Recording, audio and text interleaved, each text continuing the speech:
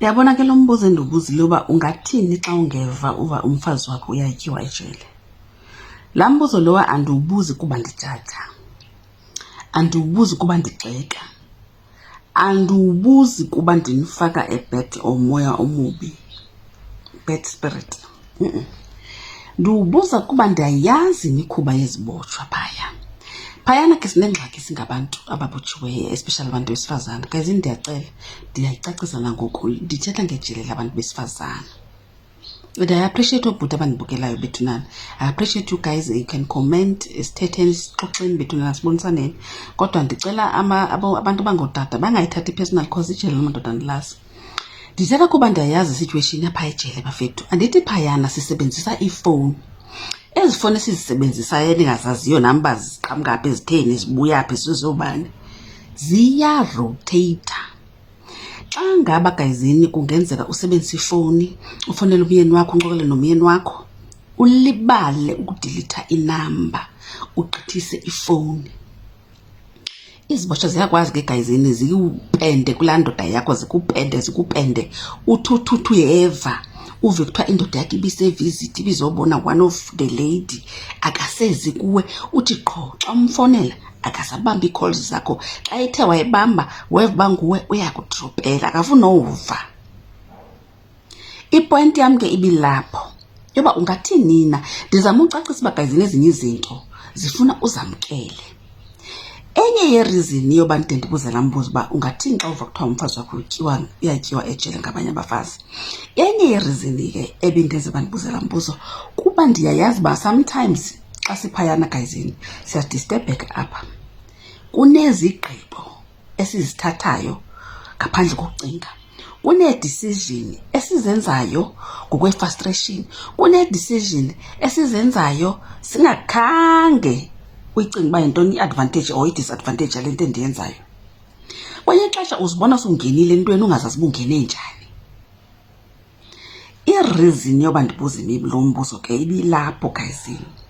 Kodwa I appreciate ke abantu abayithatha ngeyabo indlela, and andiphathekanga ngawubi qha, ndifuna uyicacisa uba bendingajaji and bendingafuni uba mhlawumbe kude kube neento ezithe ezijonga ecaleni. Kodwa bendifuna ni-understand kwezinye izinto gayizini ezinye izinto ziyenzeka gayizini ungahlosile. Ufumanise uba uthi phaphapha usuyatshaya, ungene ungatshayi, uyayiva.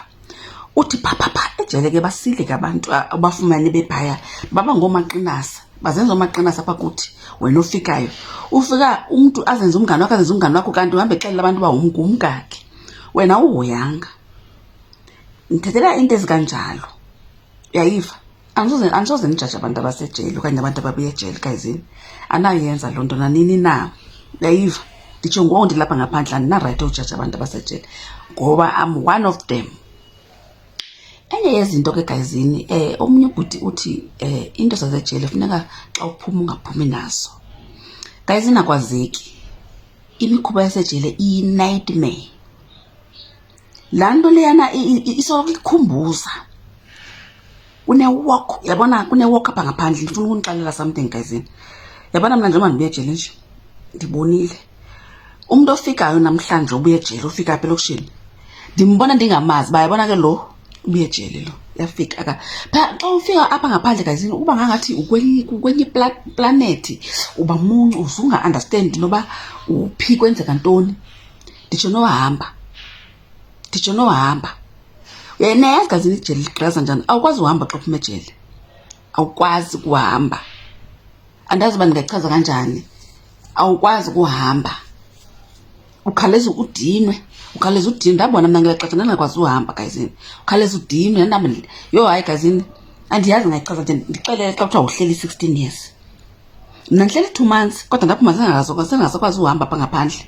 Ndihamba 2 minutes ndihlale phantsi, 2 minutes ndihlale phantsi, uyayiva. Izinto ezenzeka ejele gayizini ziyi-trauma, ziyi-nightmare, azilibaleki. Andi-understand ke leya lo bhuti othi into zasejele funeka sizigcine ejele singaphumi nazo. Awusoze ngoba zintringapha bantasi, zilapha, nayiva. So ke irizini yam ke gayizini ibilapho uba ndibuze uba ungathini na.